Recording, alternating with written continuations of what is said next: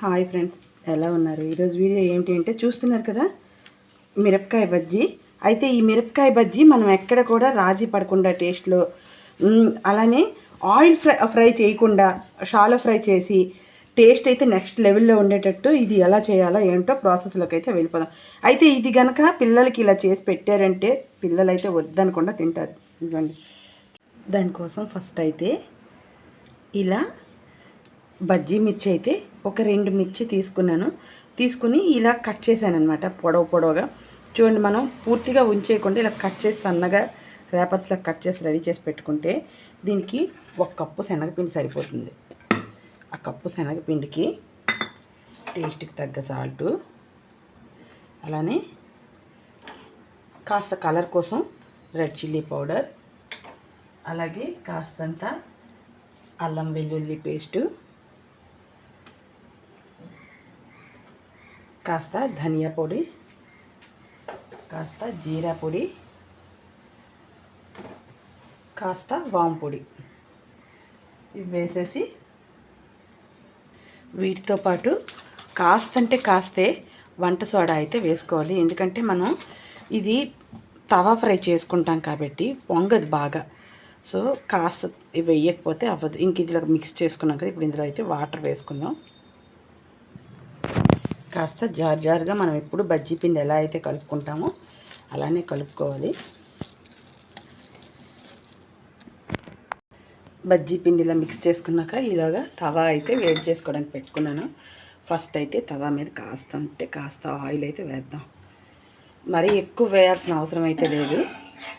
చూడండి, మొత్తం మనం దోశకి వేసే కన్నా కాస్త ఎక్కువైతే వేసుకోవాలి. వేసుకొని ఇది లో ఫ్లేమ్లో పెట్టుకోవాలి ఫస్ట్ అయితే. ఇప్పుడు ఇంకా దీంట్లో ఇలా డిప్ చేసేసి ఇంకా బజ్జీ వేసేయడం. ఇంకెలా మొత్తం అన్నీ వేసేద్దాం.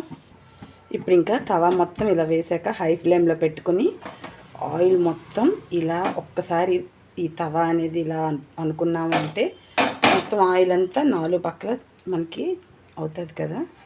ఇప్పుడు ఇంకా వీటిని ఒక్కొక్కటిగా తీసి జాగ్రత్తగా మనం టర్న్ చేసేసుకోవడమే. ఇంకా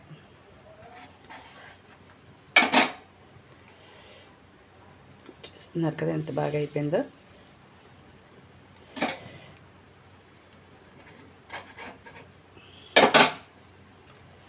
మనం చేతితో తీసేస్తే వచ్చేస్తుంది. చూస్తున్నారు ఎంత బాగా ఫ్రై అయిపోయిందో. టేస్ట్ సూపర్గా ఉంటుంది. మనకి బయట కొన్న బజ్జీకి దీనికి పెద్దగా వేరియేషన్ అయితే ఉండదు. అలా అని మనం ఆయిల్లో ఫ్రై అయితే చేయలేదు కదా. చూడండి, టేస్ట్ సూపర్గా ఉంటుంది. కానీ హెల్దీగా మనం ఇంకా మొత్తం ఫ్రై అయిపోయింది. చూస్తున్నారు కదా, సూపర్ టేస్టీగా. ఇలాగా మీరు ఏ కెచప్తోనో లేకపోతే సాస్తోనో కానీ పిల్లలకి ఇచ్చారంటే టేస్ట్ అయితే సూపర్గా ఉంటుంది. పిల్లలైతే కాదనకుండా తింటారనమాట. మీకు బయట కొని తెచ్చిన మిరపకాయ బజ్జీకి ఈ బజ్జీకి అసలు వేరియేషన్ అనేది తెలియదు. అంత టేస్ట్ అయితే ఉంటుంది.